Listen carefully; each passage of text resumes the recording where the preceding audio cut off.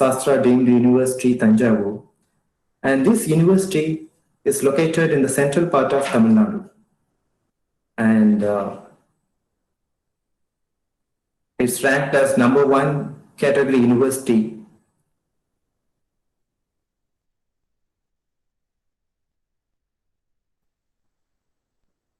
So about Sastra, it's a composite university with more than 12,000 students and 700 faculty members. And it has 5 engineering schools with 9 IET accredited BTech programs. That is, it's an international body for accreditation and the Institute of Engineering and Technology. It has the School of Law, School of Management, Education, Arts, Humanities, and Sciences. Sastra is well known for its merit-based admissions and transparency. So it has the contemporary curriculum with strong focus on practice and research.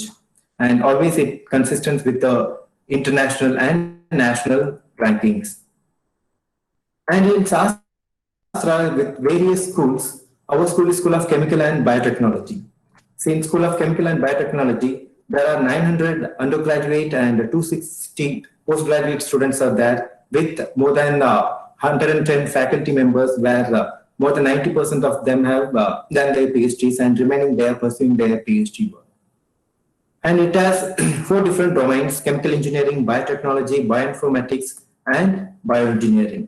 And there are various centers in School of Chemical and Biotechnology, as well as in case of Sastra, and more than 50 research laboratories, where 65 ongoing research projects and 80 projects are already completed. Among various centers, CARISM, which deals with Indian System of Medicine, and CENTAB, which is Center for Nanotechnology and Advanced Biomaterials, and CPCS, Center for Preclinical Studies, our CRID, the Center for Research in Infectious Diseases, where the webinar is conducted, and CEAC, Center for Energy Storage and Compensation. So among CRID, it has 12 faculty members from SCBT, School of Chemical and Biotechnology. And in this center, there are 8 completed projects with worth around more than 2 crores, and 12 currently ongoing research project more than 3.75 crores. So from supported by Department of Science and Technology, DST, DBT, BIRAC, and ICMR. So the CRID works in various different fields in case of bacteria, virus, fungi, cancer, neglected diseases, as well as snake bite. And in case of SCBT, School of Chemical and Biotechnology, there are various undergraduate and postgraduate programs. In case of undergraduate, BTech level, bioengineering, bioinformatics, biotechnology, and chemical engineering programs are offered. In case of undergraduate, the other one is Bachelor of Optometry in collaboration with Elite School of Optometry, Sankarnesralaya. Apart from that, MTech programs include Big Data Biology, which is currently offered from this academic year, Industrial Biotechnology, Medical Nanotechnology, and 5 years MTech integrated courses like Biotechnology and Medical Nanotechnology, and MSc courses like Biotechnology, Chemistry, Bioinformatics, Molecular Genetics, and MSc integrated courses in Chemistry, Biotechnology. Apart from that, Masters in Optometry, that again in collaboration with Sankarnesralaya, and in all the different fields, various PhD programs are also available. So you can follow Sastra from Facebook, Twitter, as well as the website for new admissions and about the programs and fee structures. And again, from today's speaker, I will introduce about Dr. Sai Subramanian. So he did his master's in biosciences from Sathya Sai Institute of Higher Learning in 1998, and subsequently after clearing CSIR NET exam, he did his PhD in Department of Biotechnology, CLRI. So post-PhD, he worked as a postdoctoral research associate at University of Montana, USA, with Professor Frank Rosenberg in chronological aging in yeast and yeast evolutionary genetics. And his work got published in PNAS in 2014. So presently, he is working as a senior assistant professor at School of Chemical and Biotechnology, Sastra Universities. His lab is working on antimicrobial resistance in bacterial pathogens. His lab primarily focuses on screening, identifying, and evaluation of efflux pump inhibitors from diverse sources. So his group has identified casein cap copper nanoparticle that can also function as an efflux pump inhibitor in Staphylococcus aureus. They've also identified benzochromes and plant metabolites like pinostrobin and arsolic acid as potent efflux pump inhibitors in MDR gram-positive as well as gram-negative pathogens. His lab used zebrafish as an infection model to evaluate the efficiency of identified efflux pump inhibitors. Recently, their group has shown that platinum nanoparticles can cure plasmids and reverse meropenem resistance in clinical isolates of E. coli. His group also explores phage therapy to tackle drug-resistant escape pathogens. He has over 35 peer-reviewed publications on his credit. And with this, I welcome Dr. Sai Subramanian to present the talk. Thank you. Yeah, thank you, DP, for a very nice introduction. So the title of my talk is Resistance Modulators, a Possible Solution for AMR. So what is AMR? AMR is antimicrobial resistance. That means microbes gain resistance to antimicrobials, which means drugs become ineffective against resistance bugs. So as a result of which, microbes thrive in the presence of antimicrobial agents. All right. So why is AMR very important? AMR is important because if we don't tackle AMR now, by 2050, roughly 10 million people will be affected by AMR, which means like 1 in 3 person could die due to AMR infection by 2050.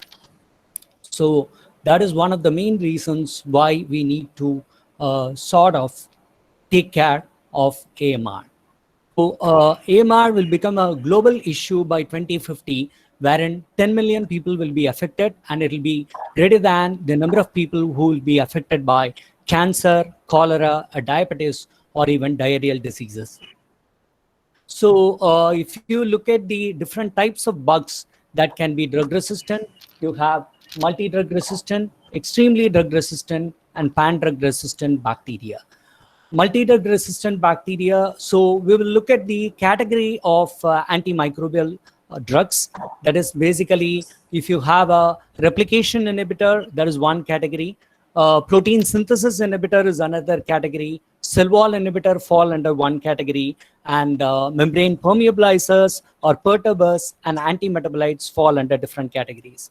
So within these categories, there are different kinds of drugs that are available. For example, ciprofloxacin and norfloxacin, etc., come under the fluoroquinolones, which are replication inhibitors. Among cell wall inhibitors, we have amoxicillin, ampicillin, etc. Like that, every category has got different drugs. So when a bacteria is resistant to more than one agent in 3 different categories, we call them as multi-drug resistant. We call a bug as extremely drug resistant when it is susceptible to only 1 or 2 categories.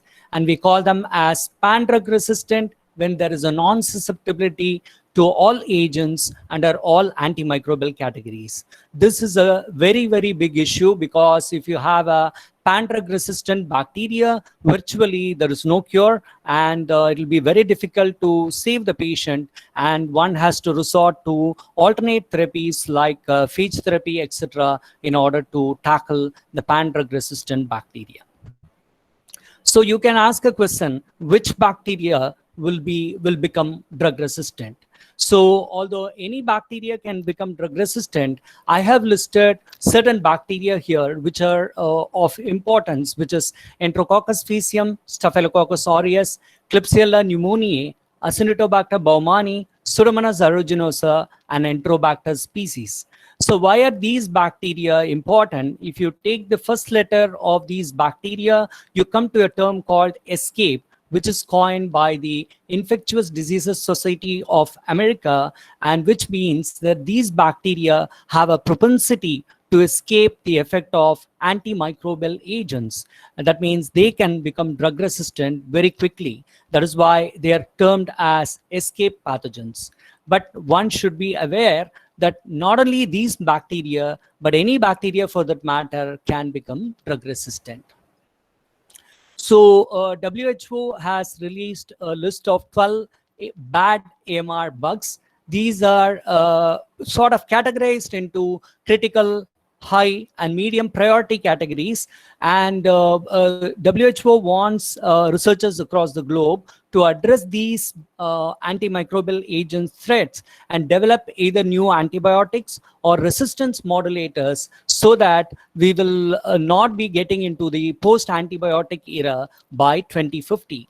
And a quick list of them: Acinetobacter baumannii, Pseudomonas aeruginosa, Enterobacteriaceae fall under the critical category, Enterococcus faecium, Staphylococcus aureus, Helicobacter pylori, Campylobacter, Salmonella, Neisseria fall under the high priority category, and then Streptococcus pneumoniae, Haemophilus influenzae, and Shigella fall under the medium priority category.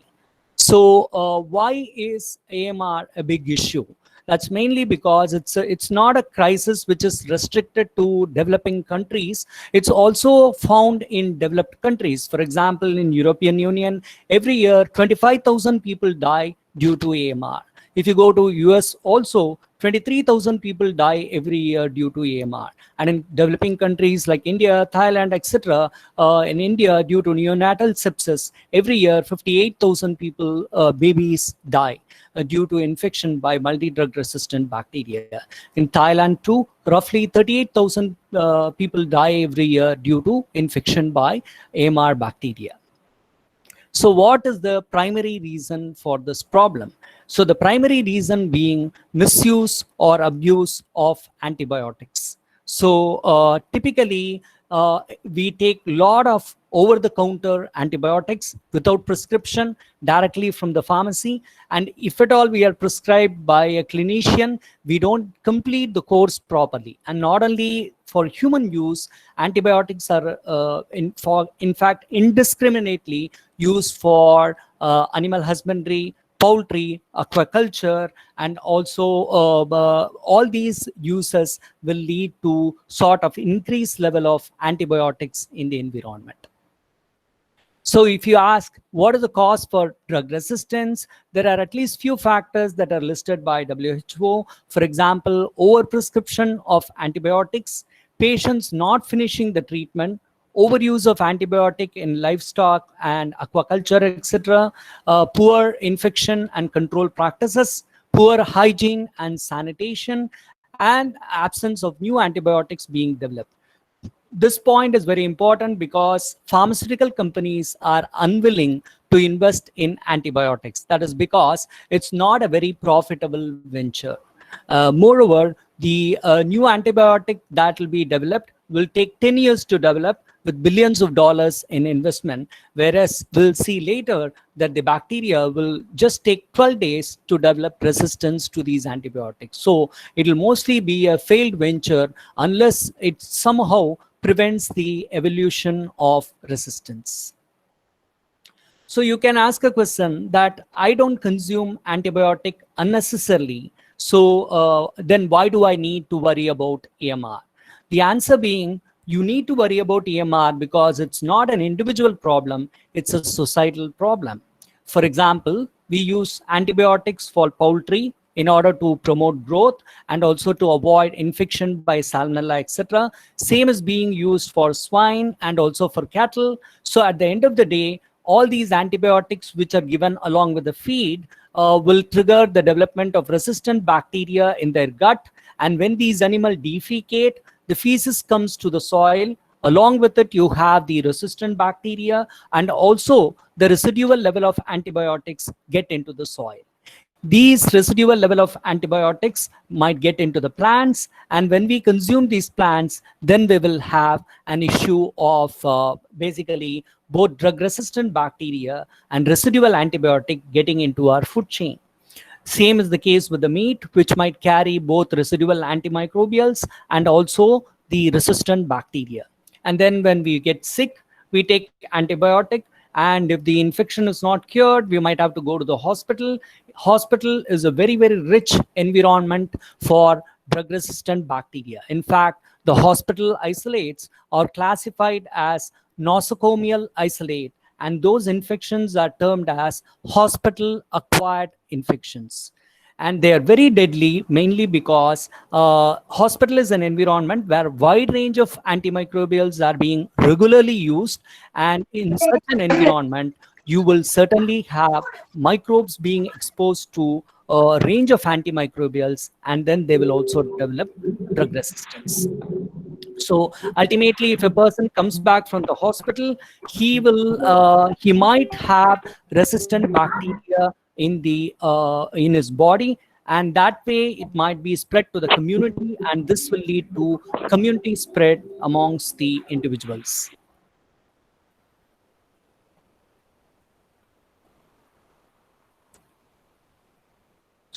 Sorry. So AMR bacteria can arise even during therapy. That's mainly because you can ask a question, the antibiotics are meant to eliminate bacteria. So how will it lead to the evolution of drug-resistant bacteria? One could be, we will be choosing an inadequate antibiotic for treatment, or it could be due to poor compliance.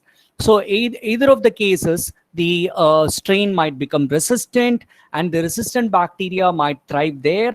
And then when you use the second or third round of antibiotics, either alternatively or consecutively or in alternate mode, then either it might heal by eliminating this bacteria, or in 2 out of 3 cases, it will lead to a situation where the resistant bugs multiply, because a bug that is resistant to an antimicrobial agent is not resistant to a single agent.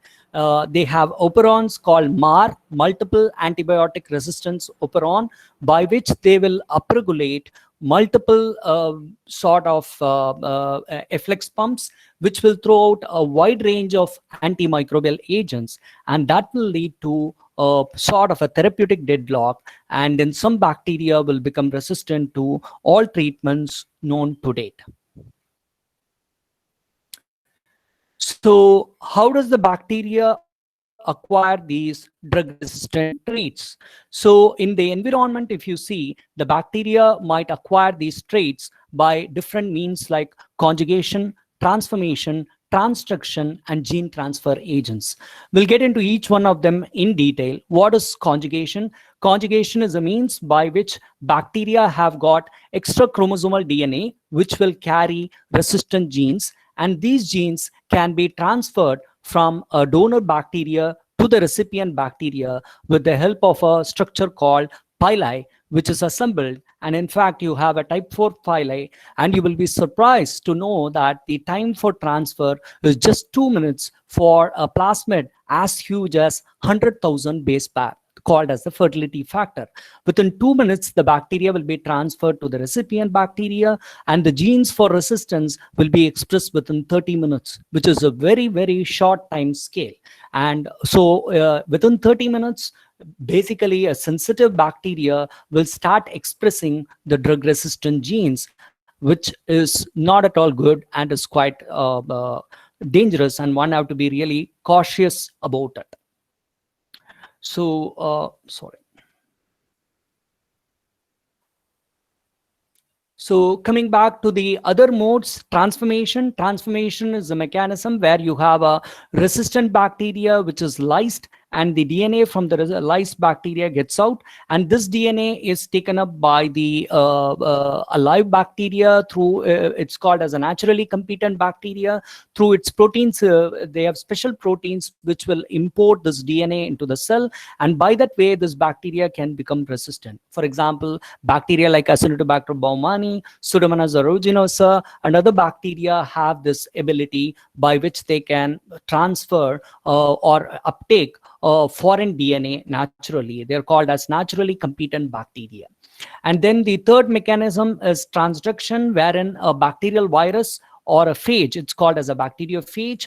Bacteriophage infects the bacteria and then accidentally picks up bacterial genes. And this phage, when infecting a new bacteria, will transfer these resistant genes into that bacteria. And by that way, also the cell can become resistant. And the last mode is basically you have gene transfer agents, which are again mediated by bacteriophages, transposons, etc., from a lysed bacteria, by which a live bacterial cell could become drug resistant. So all these these are called as horizontal gene transfer mechanisms or lateral gene transfer mechanisms, because it is not from the mother to the daughter cell, it is from the neighbors or from the siblings. That is why it is called as a horizontal or lateral gene transfer, and it is one of the main reasons by which bacteria gains resistance to antimicrobial agents. So if you look at an individual cell level, what is the molecular mechanism that is triggering the evolution of resistance? At the individual cell level, basically, we have, for example, 4 different mechanisms operating at play. One is an altered drug target or mutation. This is very, very common. For example, if you take the case of gyrase, can get mutated, and a mutated gyrase will not be inhibited by its drug, which is ciprofloxacin or fluoroquinolone. And as a result of which, despite the presence of antibiotic, the bacteria will continue to function. If you look at drug degradation, we have beta-lactamases in place. Gram-negative bacteria will produce enzymes called beta-lactamases.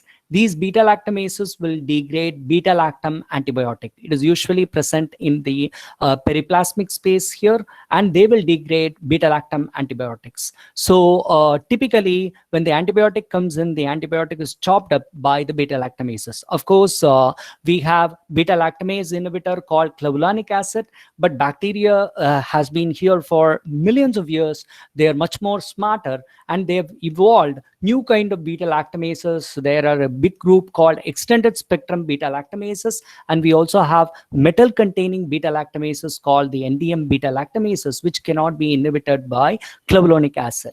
The third mechanism is drug modification. For example, if you have chloramphenicol, which is a protein synthesis inhibitor, there is chloramphenicol acetyl transferase available, an enzyme which can transfer the acetyl group to chloramphenicol, and by that way, basically, the drug will get altered, and because of the altered structure, it will be unable to inhibit the protein synthesis. The last one is drug efflux or through efflux transporters. There are a diverse array of efflux transporters available in bacteria, and these efflux transporters' main role is to pick up any toxins, hydrophobic molecules, a diverse array of antibiotics, and simply throw them out of the cell in an energy-dependent process. And by this way, a cell can easily become drug resistant. So this is a recent work which was published in Science. This work was important because people were not aware of the time scale of plasmid transfer. How long does it take to sort of convert the single-stranded DNA to double-stranded DNA by conjugation after the conjugation is over, and then the conversion to mature protein. So all this was possible because they use a high-resolution microscopy, and they also use fluorescently tagged proteins in the plasmid and in the recipient cell, by which they were able to clearly identify what is exactly happening. And they also wanted to know that in the presence of a protein synthesis inhibitor like tetracycline, how exactly this works. Does the conjugation takes place? And even if the conjugation occurs, will it lead to the expression of resistant gene? So I'll only summarize their findings. So basically, a 100 kb factor will just take 2 minutes to get transferred, and the conversion of a single-stranded plasmid DNA into a circular double-stranded one will just take 10 minutes, and then the transcription and mature protein production will only take 15 to 30 minutes to work. And most importantly, despite find that the resistant genes are getting expressed. This was somewhat unexpected. There is many cause, and some ACR-AB tools is expressed, and tetracycline out of the cell, reducing the intracellular concentration of tetracycline, and which will favor the resistant gene expression. So you can ask a question: in the environment, how long does bacteria take to acquire resistance? So before this experiment, people were thinking that it will take months to gain resistance, but this experiment, which was conducted by Roy Kishni's group at Harvard, disproved that and said that even for a sensitive strain, it will only take 12 days to develop resistance to 1,000-fold higher concentration of antibiotic, which is really astounding. So they did a mega plate experiment. Mega stands for microbe evolution and growth arena, wherein they had a big plate, a petri plate out of glass, which is 2 feet by 4 feet in dimensions, and there were at least 9 different segments. Each segment had either no antibiotic at the ends, and increasing concentration of antibiotic by 10-fold. And in the middle, there was at least 1,000-fold increase in concentration compared to the ends. So when they inoculated the bacteria and they followed it by time-lapse microscopy, they found that just within 12 days, a lot of mutants evolved. That is, every time the bacteria comes to the zone between one region of antibiotic concentration to the second, new mutants arise. It is not that they found only one single mutant. There are a lot of mutants which were capable of growing in the presence of high concentration of the antibiotic, but the ones that were sort of at the front are the ones that were overtaking.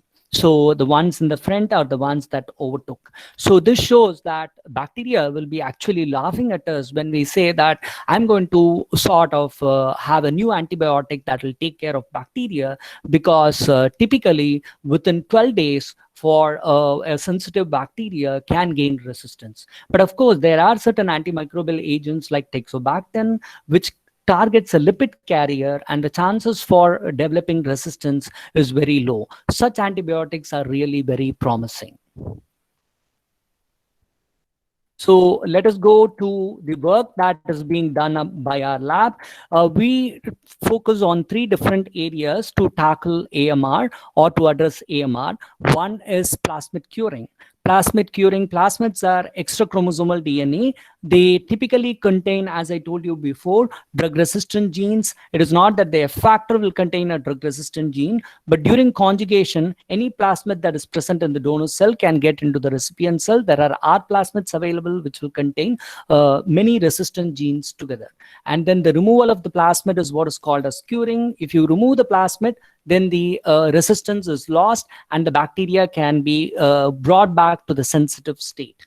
The second mechanism that is adapted by our lab is efflux inhibition, wherein proteins that extrude out toxins or antibiotic out of the cell are inhibited using either nanoparticles, plant metabolites, or organic compounds, and by that way, basically, their extrusion is prevented, and increased intracellular accumulation of the drug occurs, and as a result of which the cell will die. And the last approach which our lab is exploring is the phage therapy, where bacteriophages or viruses that are very specific to the strain of bacteria that they infect. They infect the bacteria, take over the host cellular machinery, and then lead to cell lysis, and ultimately they kill the drug-resistant bacteria by this means.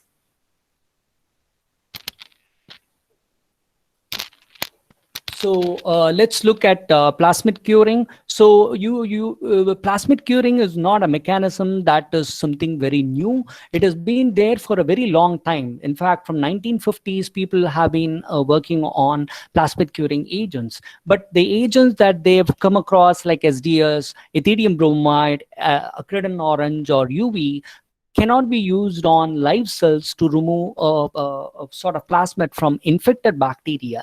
So as a result of which, we were looking for a non-toxic plasmid curing agent, and that's why we sort of resorted to metal nanoparticles, especially the platinum nanoparticles. We synthesized biogenic nanoparticles, check for its stability, characterize them, determine the minimum inhibitory concentration, chose the sub-MIC concentration because we don't want the platinum nanoparticle to be antimicrobial in nature, and then evaluated its plasmid curing ability. And finally, the ability was evaluated both in vitro and in vivo, and then the curing mechanism was explored.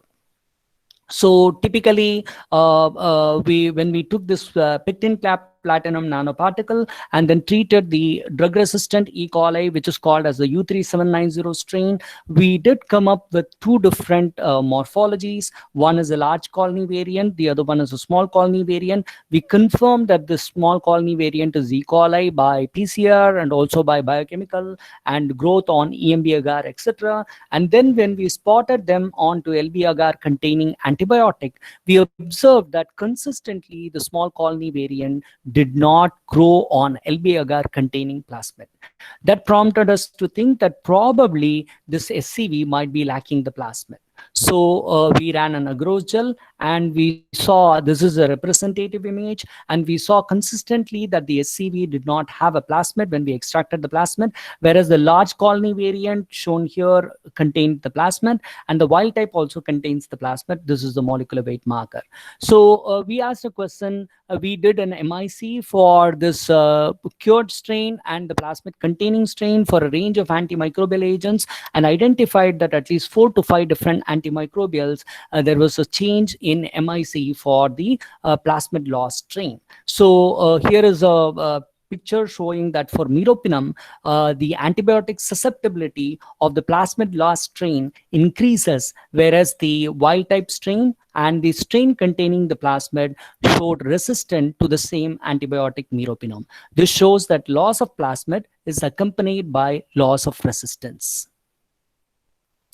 So we wanted to double check and confirm that in fact the plasmid loss is plasmid is only contributing to antibiotic resistance. So what we did was we took the small colony variant and transformed it, sort of put the same plasmid back into that small colony variant, and we ran the gel to confirm that the small colony variant received those plasmids, and we checked its MIC. We found that the MIC was increased in the transformants compared to the parental strain, that is the small colony variant, which lacked the plasmid. So obviously, the presence of the plasmid only confers resistance to meropenem, and absence of plasmid confers sensitivity. So we were curious to know, is there a difference in biofilm forming ability between the strain that lacks the plasmid and the strain that contains the plasmid? So we formed biofilm on glass slides and then stained them with cytonine, and then we did the imaging, and we found that basically the small colony variant was able to produce only 50% of the biofilm that was formed by the large colony variant or the wild type. So we did a sort of a partial plasmid sequencing, and we found out that the F factor or F pili was encoded by the plasmid, and as a result of which, if you lose the plasmid, you lose F pili, and your ability to attach to the surfaces are reduced. That is why you form poor biofilms relative to the wild type.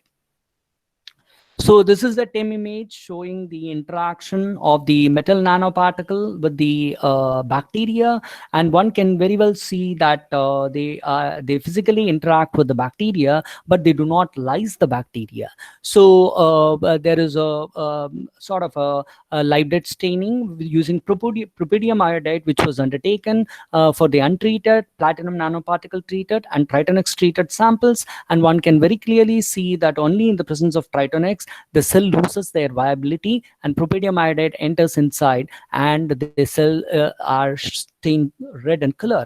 Similarly, there is a loss in cell count that is seen compared to the wild type, whereas the platinum nanoparticle treated samples do not lose their viability, but there was a leakage of DNA. At 260 nanometer, we can look at nucleic acids, and at 280 nanometer, one can look at the protein that is present in the sample.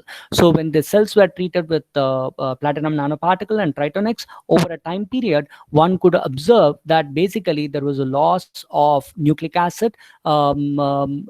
Significant amount of nucleic acid was lost. It was not as good as what is seen with Tritonex 100, but a small amount of protein was also lost. So this loss did not affect the cell viability. That is what is very, very important. So in order to attempt to explore the mechanism by which they work, we did a gyrase assay. That is, we used a kit called a gyrase assay kit. And then in a gyrase assay kit, we have a plasmid along with gyrase and ciprofloxacin, the gyrase inhibitor. In the presence of ciprofloxacin, the plasmid is cleaved and you get a cleaved band. Similarly, when we treat it with platinum nanoparticle either in the presence of gyrase, lane 2, and lane 4, in the absence of gyrase, there was a cleaved plasmid DNA that was observed, which shows that platinum nanoparticle cures plasmid by introducing a cleavage or a nick. So this cleaved fragment lead to chopping up of the rest of the plasmid by endonucleases, and probably that's why the plasmids are lost from the system.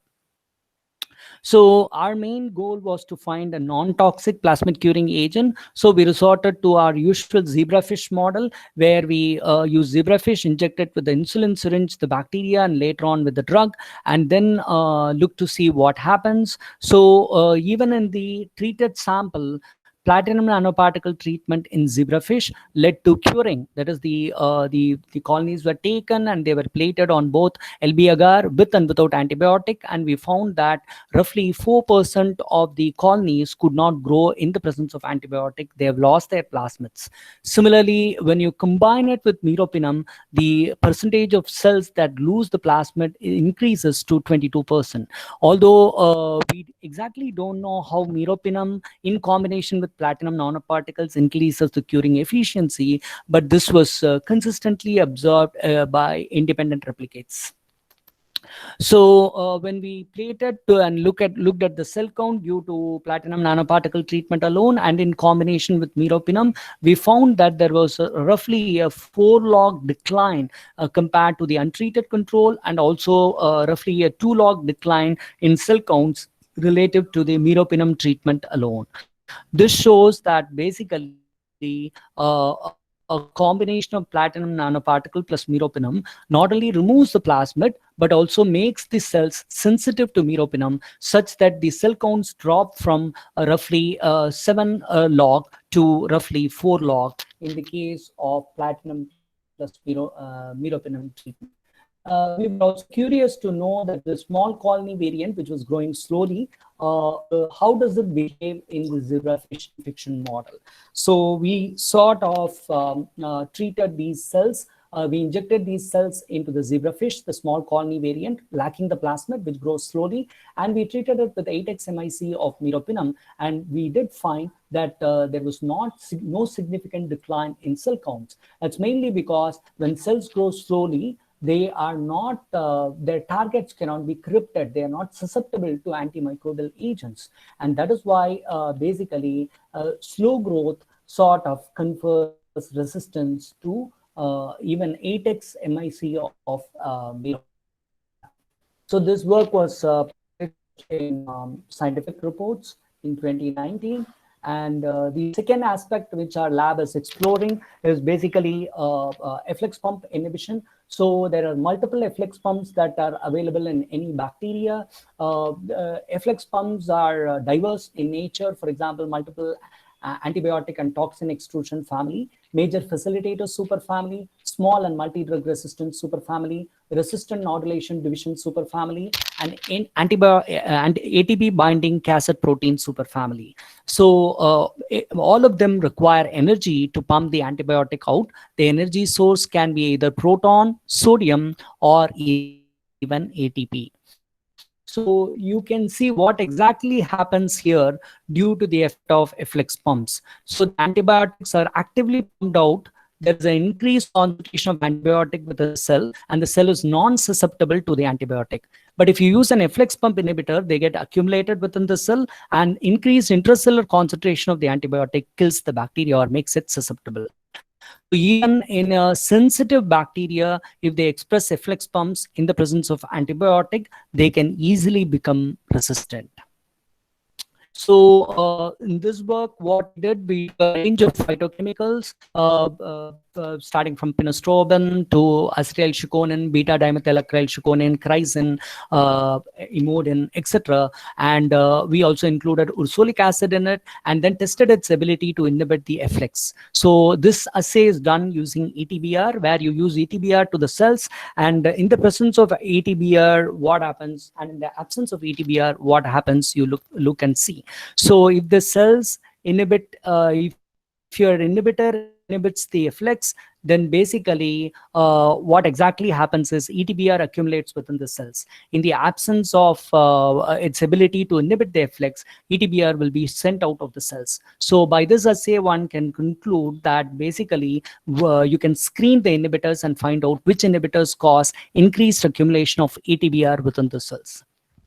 And we found out that in our case, ursolic acid was able to inhibit ETBR efflux both in E. coli U3790 strain and the Klebsiella pneumoniae BC936 strain. So we went on to we looked on to do the synergy between colistin and ursolic acid.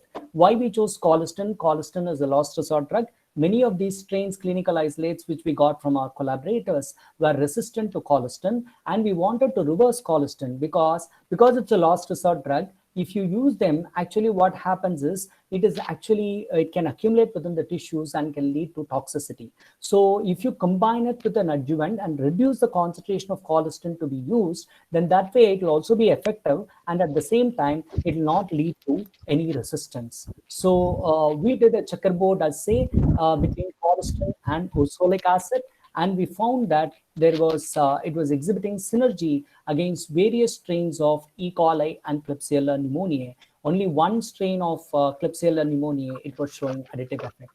And basically, when we tested, so when we used colistin along with ursolic acid, we found that in the most resistant strain, there was a 16-fold reduction in the MIC.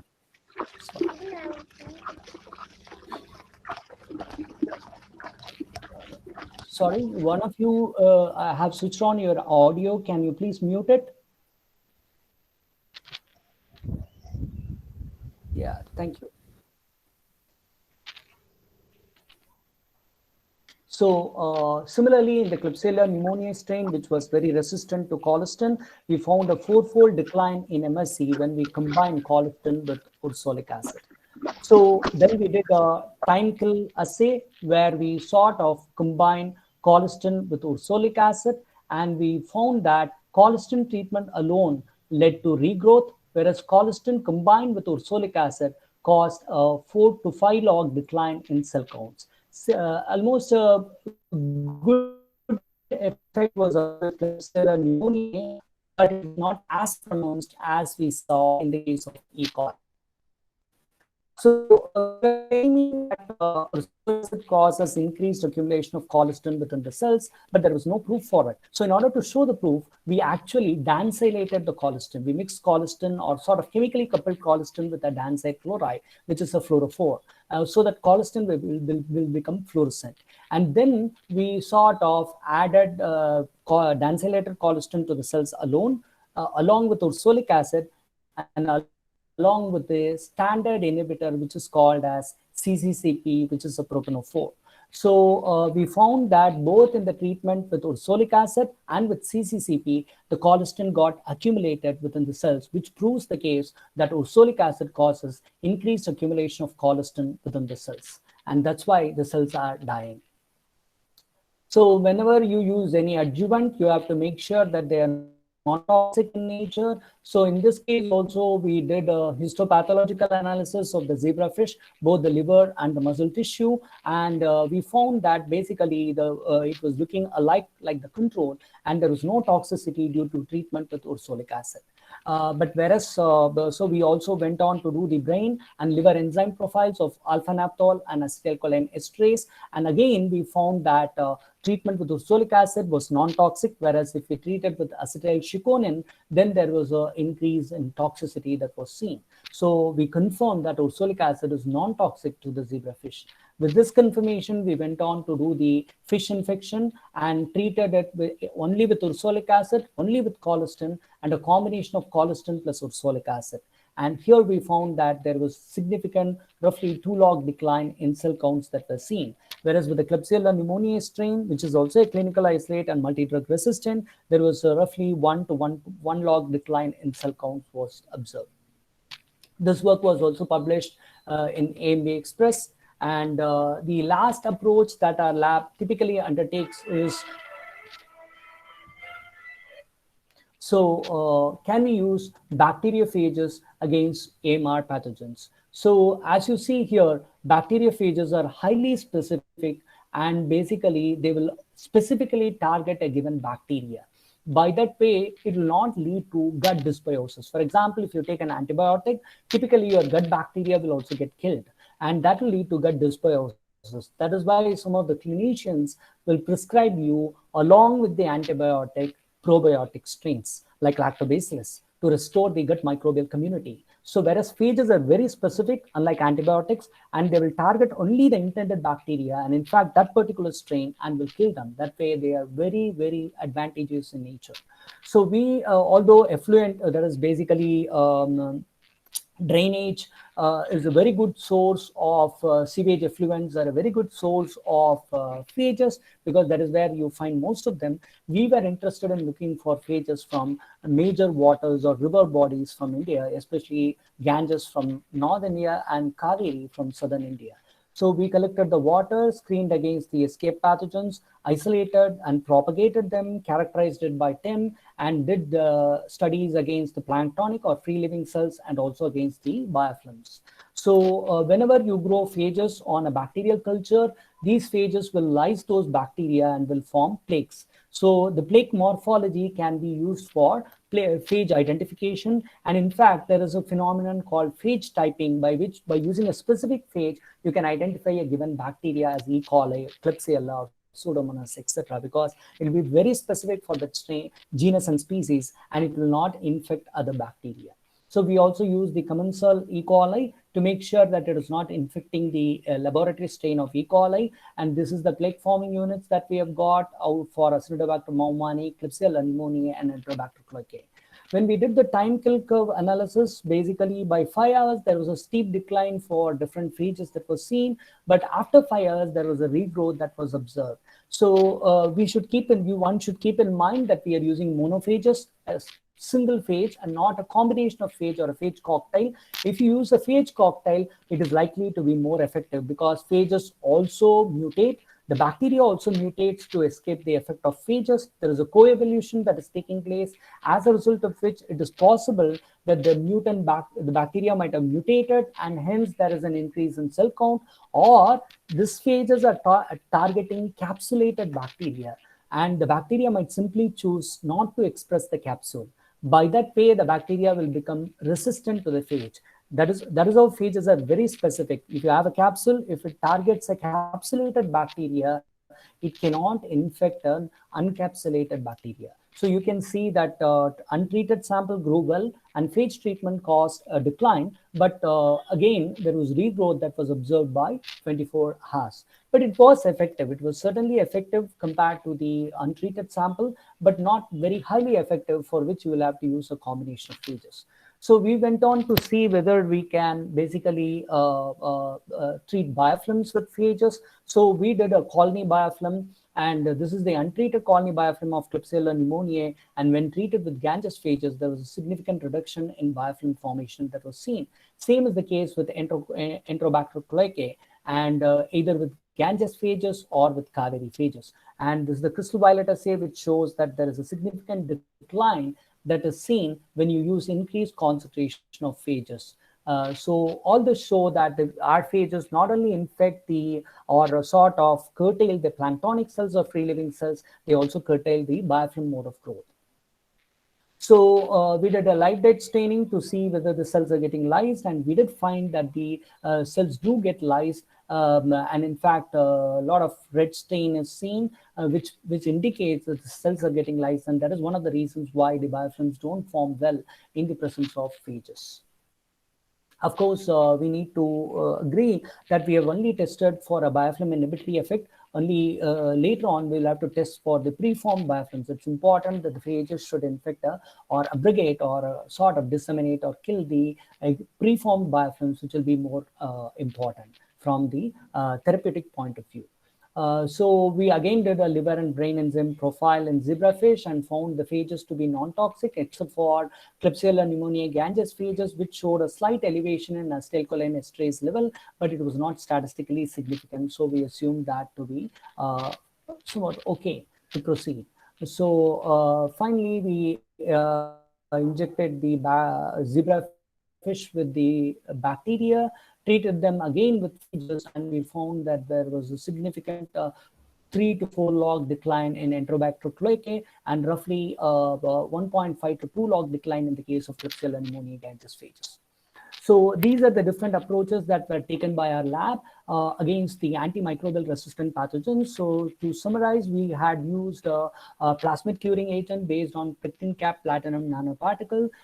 An array of Aflex inhibitors has been screened by our lab, but we have focused on a plant metabolite, ursolic acid, which is commonly present in many plants, including the Ocimum sanctum or holy basil tulsi. And we've showed that it is really very, very effective Aflex inhibitor in reversing colistin resistance in E. coli, multi-drug resistant E. coli. And we also showed that the phages monophages are effective against both Enterobacter cloacae and Klebsiella pneumoniae. And if you ask a question, although we have shown it in zebrafish infection model, in none of the cases there was a complete reduction in cell counts that was seen. So recently we did one work, which is basically a combination of a MARR inhibitor, which is salicylate, along with an efflux pump inhibitor, where we were able to completely reverse the colistin resistance and bring it down from 32 microgram to 0.5 microgram. That is well within the therapeutic level. So such kind of approaches are required, and they are further underway. There are other groups which are taking other approaches like use of lysins, which can act on bacteria, antibodies that can target the bacteria, use of probiotic, which can prevent colonization resistance, change the pH, and even produce bacteriocins, which can kill the bacteria. Immune stimulation, immune modulators can actually stimulate the immune system and will ensure that they will take care of the pathogens. And finally, antimicrobial peptides can also be used. Apart from this, very, very interesting reports on nanomissions, photocatalysis, where the drug can be light activated, and then it will lead to the generation of reactive oxygen species, phages targeting the efflux pump inhibitors in combination with antibiotics, so that it's a win-win situation. If the bacteria mutates the efflux transporter, the antibiotic will accumulate and will kill the bacteria. If the bacteria doesn't mutate, then the phage will enter into the bacteria and will kill it. And finally, the CRISPR-Cas system, where basically a guide RNA specific for the antimicrobial resistant gene is used. And this guide RNA basically will ensure that the antimicrobial resistant genes are degraded or prevented from expression, so that basically the bacteria is turned sensitive despite carrying antimicrobial resistant genes initially. So the bottom line that we would like to emphasize as a group is that use antibiotics very wisely, save them for future, because if we abuse and misuse antibiotics, we will not have any antibiotics in the future, and we will run into a post-antibiotic era. So antibiotics are not used for common cold, cough, sinus infections, sore throat, or even viral infections. And similarly, going to the pharmacist and taking an antibiotic is not the right way. And if you take an antibiotic, you need to complete the course, and do not indiscriminately use antibiotics for aquaculture, veterinary practices, etc. That way, basically, antibiotic load in the environment can be reduced, and that in turn will reduce the selective pressure, which is one of the best ways to sort of ease the foot on AMR. Otherwise, we'll be only surrounded by AMR bugs. For example, some of our project students do some works, and they find that EMR, even on the notes issued by the ATM and on our cell phones, our laptops, mouse, everywhere we find bacteria. That is common, but many of those bacteria are AMR. We have done some mini projects by which we have identified that. So it is very important. We have to be aware of this and not trigger more antimicrobial resistance. The last thing to say is our gut microbial community is very, very important for our health. And if we meddle with the gut microbial community by taking antibiotics, it will lead to dysbiosis and will lead to infection by Clostridium difficile, oral candidiasis, or any other kind of infection by drug-resistant pathogens or pathobionts will be there. there. And not only that, for our mental and physical and well-being, for example, many infections, irritable bowel syndrome, immune modulation, many depressions, etc., and psychological disorders, the gut microbial community is associated. So having a healthy gut microbial community will help us to lead a healthy life, for which we should not be disturbing it with antibiotics often. Thank you. With that, I will end. I'll be glad to take any questions. Thank you very much, Dr. Sai. So very informative and antibiotic resistant development. Now maybe all the participants agree that it's the problematic one now, and maybe they should see, they can go to the paper and they can see the video also attached one, the antibiotic resistant development, the Megagel plate. So there are, Dr. Sai, so there are around 10 questions as of now. So sure. We'll take Dr. Mr. Sri Inikesan. So he is asking, though we cook the plants and meat, and how should it affect them when they got sterilized? Yeah. That's a good question. I agree with you that cooking sort of inactivates the antibiotic. But when you talk about bacteria, we all know that the heat does not reach the core of the meat, and in fact, that way the bacteria will not get killed thoroughly. So unless we cook them thoroughly, they don't get killed, and that way they'll get transferred. And not only that, some of the bacteria are spore formers. So when they form spores, and if the spores lie on the meat, then even heating to any extent will not kill them. But when they get into your gut environment, they will germinate. That way, they will be able to sort of give rise to the resistant bugs, which will pose a problem. So one more question from him. So how does removing the plasmid may help to fight against AMR in real-time practices? Okay. Because the evolution may grow the plasmids by conjugation. So that's yes. That's again a good question. There are certain groups which are exploring conjugation inhibitors. That means, can you inhibit the formation of pili? Because that is what will work in the environment. But imagine, even if you have a conjugation inhibitor, can you keep spraying it all across? So that is why we didn't go into that aspect. We rather focused on an in vivo model, where in an animal tissue, if you have an AMR bacteria where the resistance is plasmid mediated, can you use a plasmid curing agent as an adjuvant along with antibiotic? So that way we were able to show clearly that yes, it is quite effective in the animal model to eliminate the plasmid. But as you said, it is not possible as a remedy in the environment, because they are called as eco-evo resistant drugs, but they are not, it's not possible to apply them to the environment. So it's not a practical solution for the environment. You're right. One more question by Jabila. Due to fear of COVID-19, people are taking more antibiotics without the consultation of doctors. So what will be the impact of this? Yeah, it's a big problem, mainly because, number one, the government itself is sort of administering the sort of disinfectants everywhere in the environment. That itself will lead to antimicrobial resistance.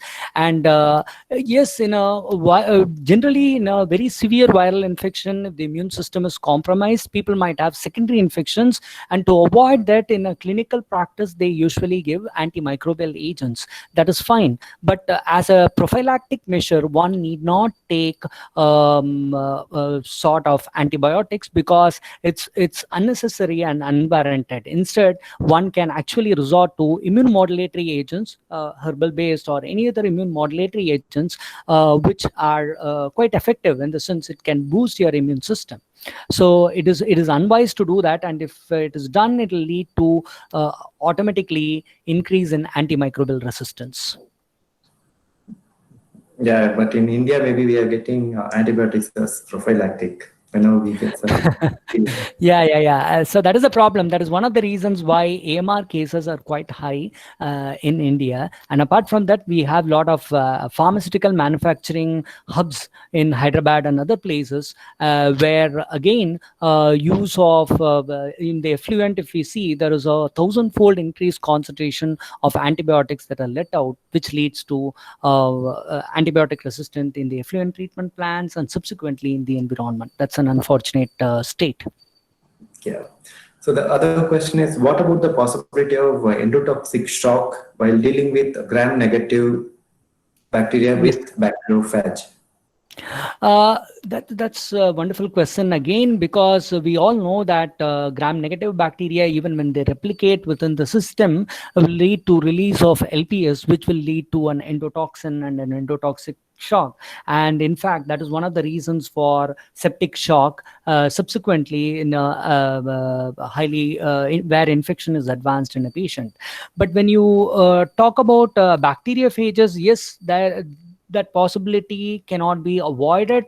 But basically what happens is phages bind to the bacteria, grow within them and kill them and come out.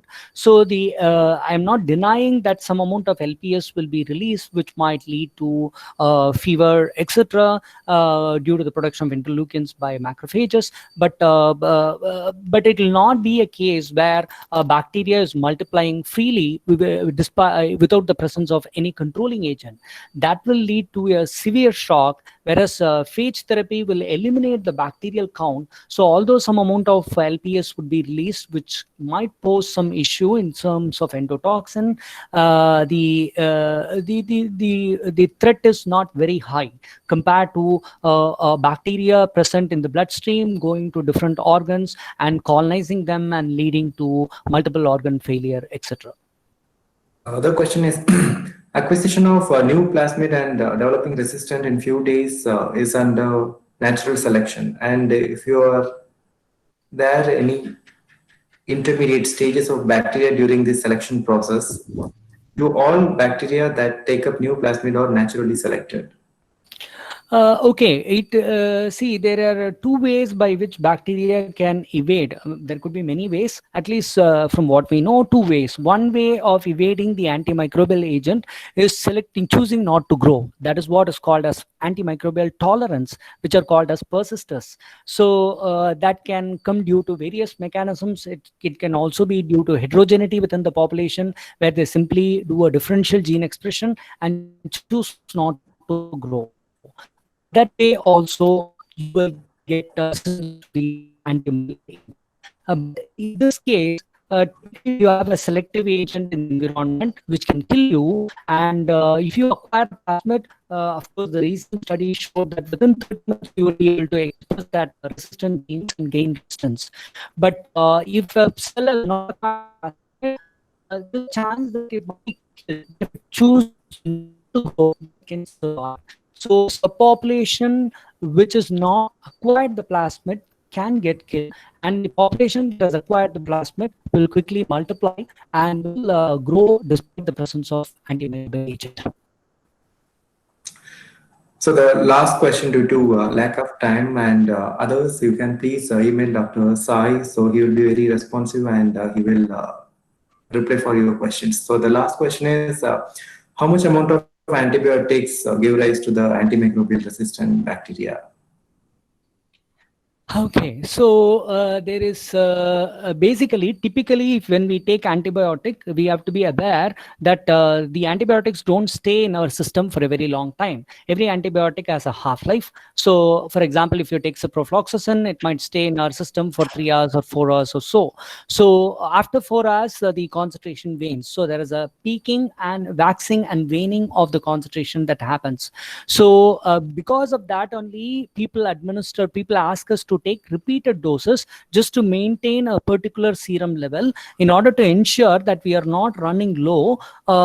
We also have to take into consideration the bioavailability issues, and we have to ensure that there is good amount of antimicrobial agent available at the site of infection. So if the concentration drops down, that will lead to resistance.